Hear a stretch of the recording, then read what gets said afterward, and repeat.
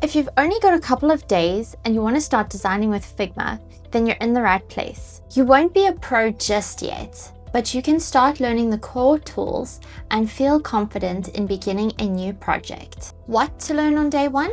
We will be focusing on the interface and some basic tools, so let's jump in. So firstly, we're going to open up Figma.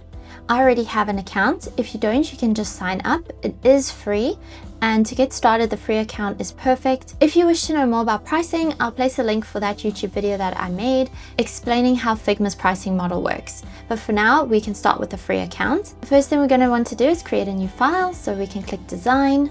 And this is just going to open up a new file for us, and this is within our drafts. All right, step one, we are going to create a frame. So in your toolbar section, just below here, we can select the frame tool. And this opens up a bunch of pre-existing frames that you can choose from. I think to start, the easiest would be to select the desktop model. All you have to do is click and it will pop up in your space. I'm going to rename this to Practice. And now we have a frame. The next tool I'll show you how to use is the shape tool. We can come down here and it is already selected on a rectangle. But if you just hover over and click, it allows you to use different shapes available. So for example, if we want to do the star, you can click. And we can do one of two things here. You can either just free drag with your mouse, and this is going to create the shape for us. If you move, it's going to distort it. So that's one option. Another option is if we go back to our star tool, I'm just going to click. If you hold shift while you drag with your mouse, it will ensure that it is in perfect proportion. From here, you can come and change the radius of the shape. You can move it around. We can duplicate if you want, Command D, and drag one out. If you want to create more shapes, you can just come back to the shape tool and select a different shape. And again, if you want to free drag something out, you can. Otherwise, you just click on your shape and hold shift and it will place it in perfect proportion. The next section I'd like to focus on is changing colors. How you change colors, you can virtually change every color within Figma. We can even change our background color. If you wish to change the background color, you can come and click here and it will open up the color panel.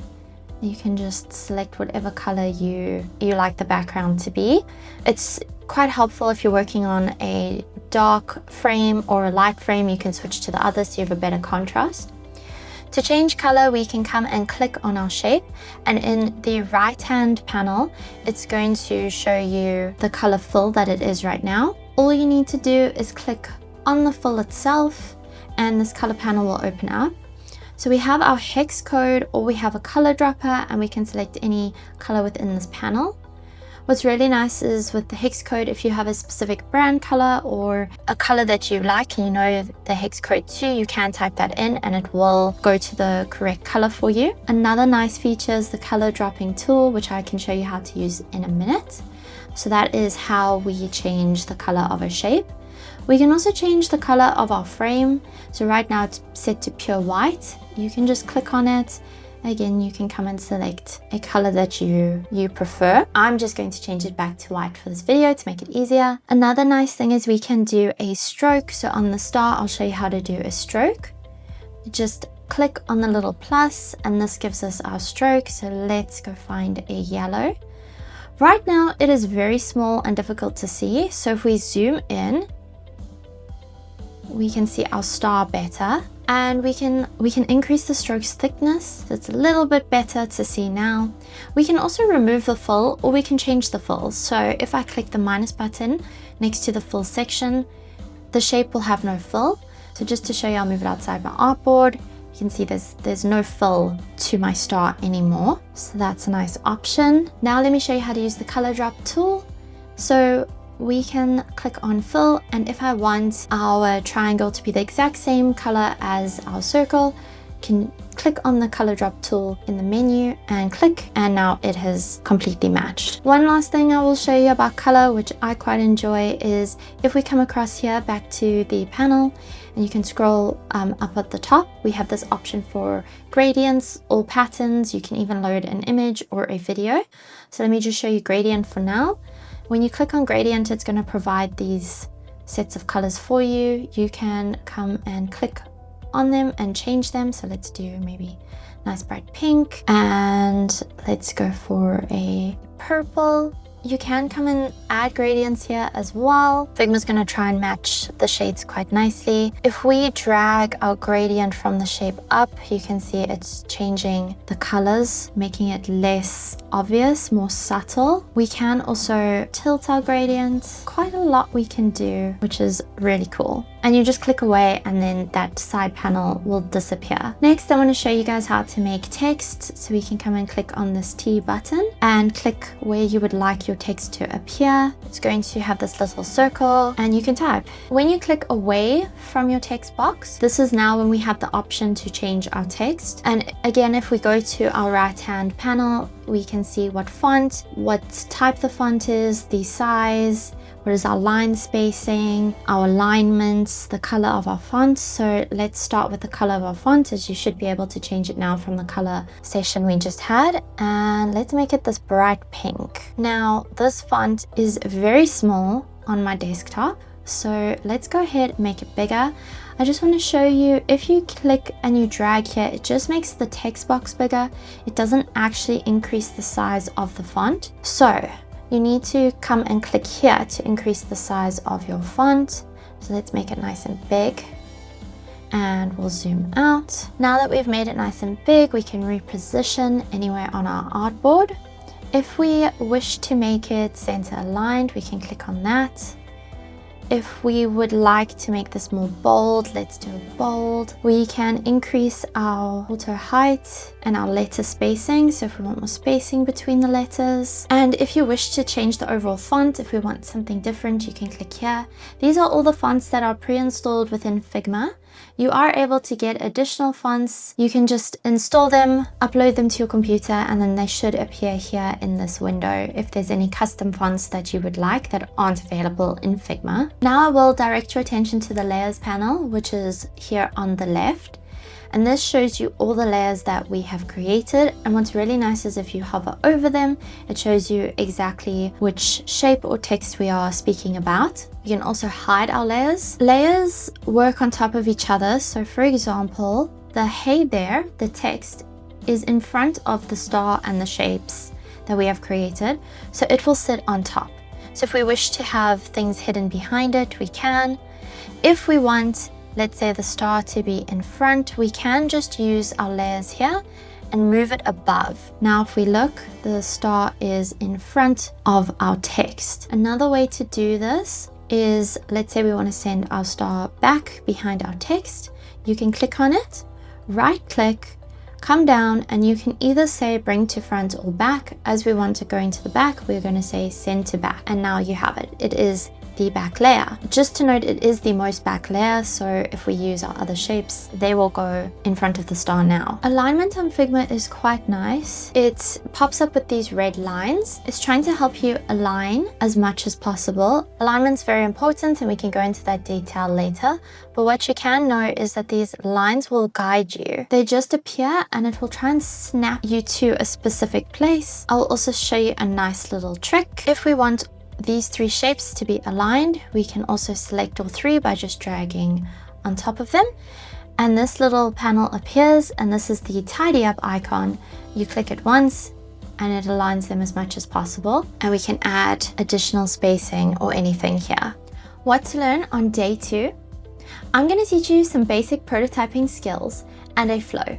Let's jump in. Now that we're back in Figma, let me show you how to prototype. Prototype is just displaying how your website or app is going to interact. So let's get started with that. This is our first page, and I'd like it to go to another page. First off, I'm going to create a button that says next. That's going to lead to our next page.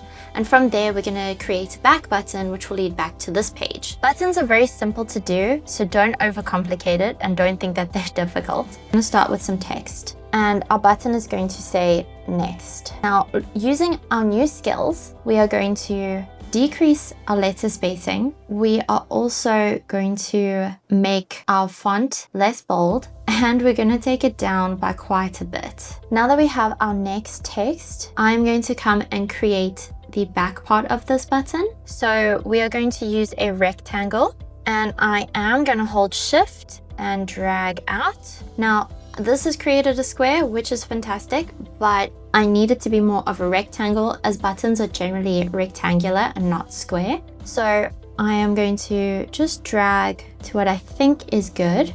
And let's change the color of our button to be, we try purple, make that a bit darker. I'm going to add some corners, as most buttons we see are not just straight squares. You can do this from two ways. Either these little circles, when you hover over, you can hold on those and pull them down. And the second way, I'm just going to say Control Z, is we can come back to our panel, and where you see these corner radiuses, you can either drag on here or we can type in a number. So let's try 10. That looks great.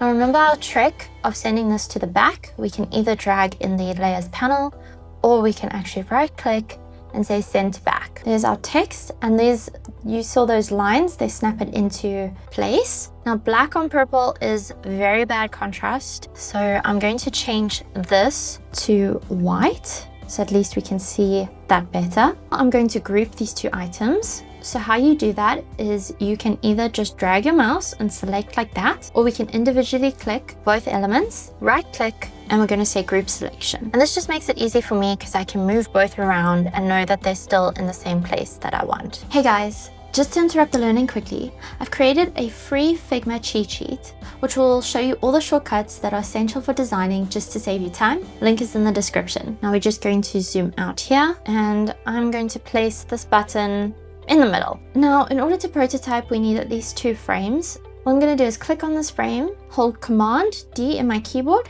and click, and it makes a duplicate copy. This duplicate copy is exactly the same, and I'm just going to rename this to practice 2. Now we have our 2 different frames. An important thing I want you guys to know is that prototyping only works with frames.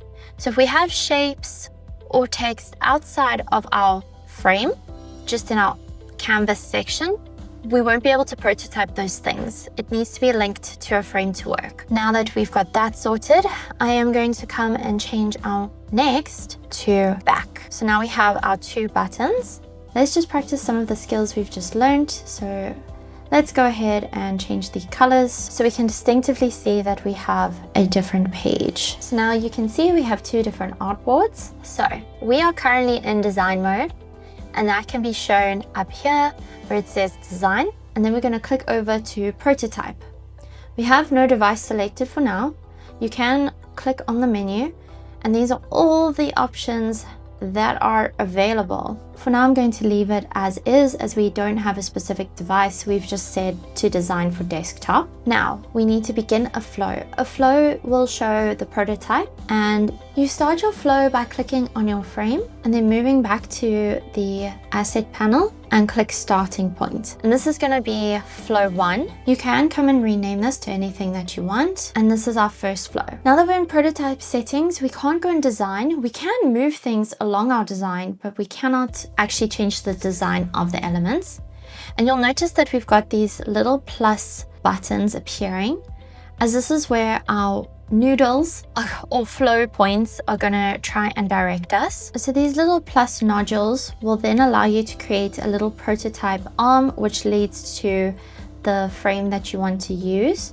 So if we click back on our frame, if we select the frame itself, drag to our next frame, and I'm just going to leave on click for now. Anywhere you click on this frame is going to lead to this next screen.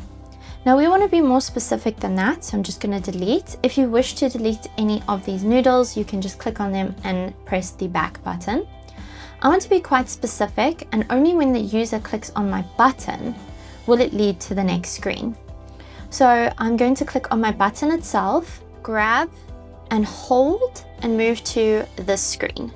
Now I don't need it to go any specific place on our second screen. I just want it to go to the entire second screen. So I'm just going to leave it as is so that it is click to go across to the entire second screen. Now our trigger is on what command point, and if you click on this, it will show you the different options. For now, we're going to leave on click, as because when the person clicks the button, it will then bring them across to the next screen. The action is to navigate. So we do want it to navigate to the next screen. Here are the different options available, but we just want to leave it to navigate to now. Is correct. It is on practice 2. That's our screen. And we want it to go instantly. Here's different animations as well, but as soon as they click, we want it to move across. That is set up. So whenever our users click on next, it will take them to our second screen. When we look at our second screen, what we want is we want from our users to click the back button to take them back to our first screen. So we're going to apply the same principles as what we've just done in the first screen. Let's zoom in. I'm going to hold and drag to screen 1. And let's just check it has our settings correct. So yes, on click, it is going to navigate to our first screen instantly. Perfect. Now we have a simple start flow. Obviously, we would like to view this to see that it works. And how we do this is we can click our little play button here. This opens up a little preview window, which you can interact with. However, if you wish to see it on a big screen, we can also click open in new presentation window. This will just take a couple of seconds to open up, and now it's big for us to view. If we click anywhere on the screen, Figma is quite great and interactive. I'm just going to randomly click. I don't know if you caught that, but it showed a highlighting on our next button. When you set up multiple prototype noodles, let's say we have for our star that it clicks across to the other star. What's really nice is it will show you what is clickable and what Figma wants you to be engaging in with its prototype. So now we're going to click next, and you can see it worked. We moved across to our next screen. And again, if we click back, it moves us back to our first screen. So in this, we can see that our prototype is indeed working. Let's create another example. So now I'm going to go back to my design, and I'm going to create a third screen by hitting Command D. And Figma is quite intuitive. It's already decided like this is our third screen. Going to change the screen up a bit just to give us some more to work with.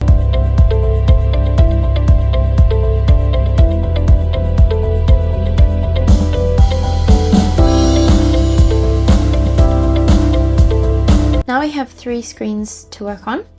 What I would like you guys to note is that I did edit my first and second screen by changing some of the buttons, adding additional ones. And as you can see, I'm busy changing the positioning of them. In terms of our prototype setting, when we click back, it still remembers the interactions. It's also intuitive and decided what should be back and home.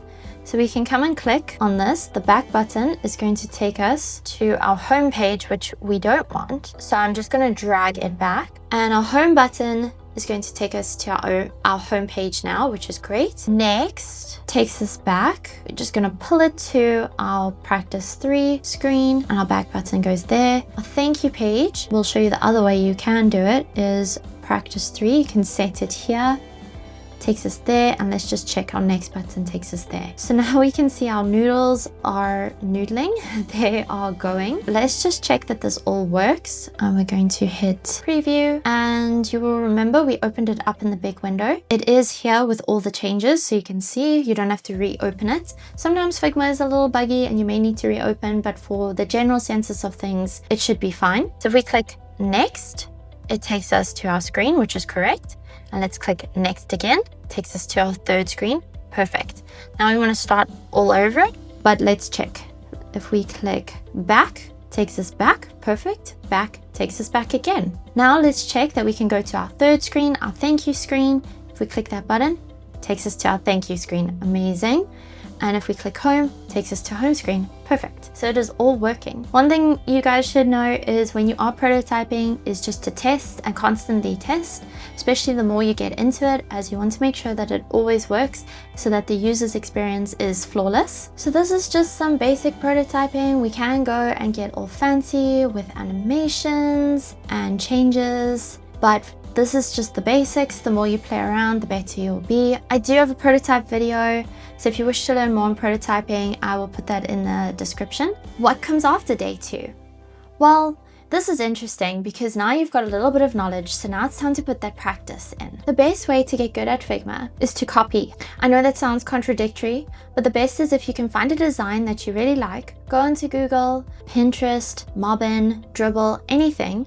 Go find a design of somebody that you like and try and see if you can build it. Try and use different elements and the skills that you've gained. Try to see how good a job you can do at copying their design. Another thing you can do is join free design challenges. There's tons of them all over the internet. You can just Google for some.